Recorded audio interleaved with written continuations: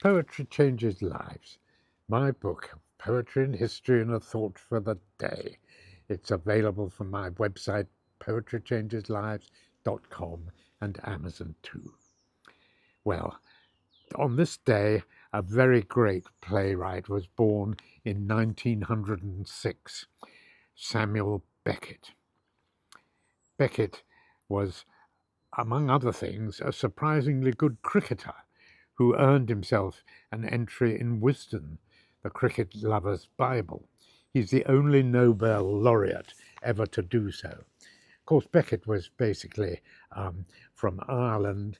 He spent as a young man, he spent quite a lot of time working as an assistant to James Joyce, the other great Irishman of the early 20th century, who lived in Paris, and Beckett lived in Paris as well. Beckett's most famous play is called Waiting for Godot, which appeared in 1953, and the word minimalism springs to mind because that's very much evident in the play. The scenery is very sparse and stark usually. There's really only two main characters, though a third one does appear.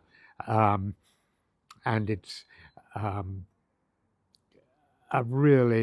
groundbreaking play. When it first appeared, people couldn't make head or tail of it, really. Some of the critics, to their great credit, hailed it as being wonderful. The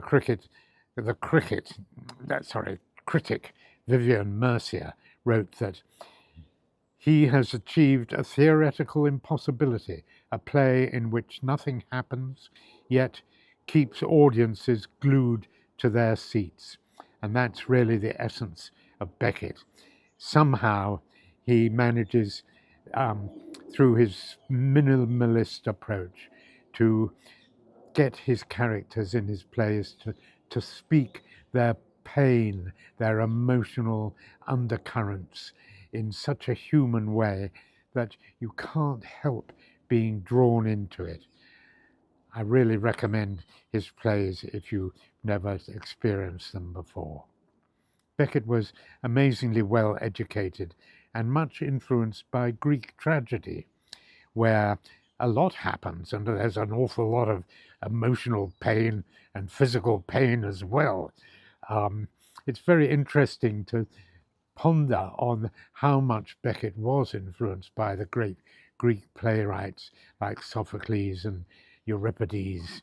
And I'm going to give you a taste of one of Sophocles' plays, Oedipus Rex, his wonderful play about Oedipus, the king of Thebes, and his emotional pain and that of his whole family.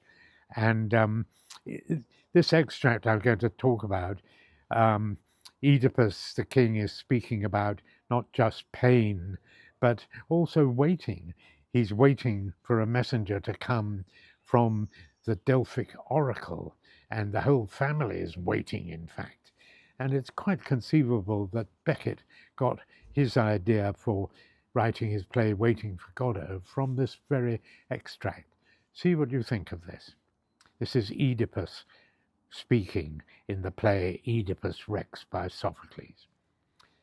My poor children, I know you well, and I know your pain. I know very well that you are all gripped by despair, yet no one is in greater pain than I am, because your pain affects only you, each one of you alone, whereas I ache for the whole city and all of you. So have no fear, I am not asleep. I am wide awake to your misfortune. My soul cries for us all.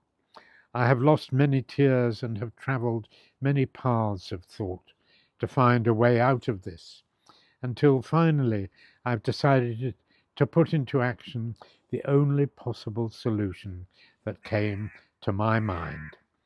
I have sent Creon, my wife's brother, Minoicus' son, to Apollo's oracle to ask what we should do to save our city, to find out what deed or what word we do or say to save our country. In fact, Creon should have returned by now, and I'm beginning to worry. Let him come and tell us what needs to be done. Then I would indeed be a terrible man if I did not do all that the god asks. They all look into the distance to see if Creon is approaching. That's very much an extract about pain and waiting, isn't it? I don't know what you think. I'd love to hear. Send me a message. Today, I will remember the benefits of minimalization, although I will be careful not to miss the important things in life as well. Thank you for listening.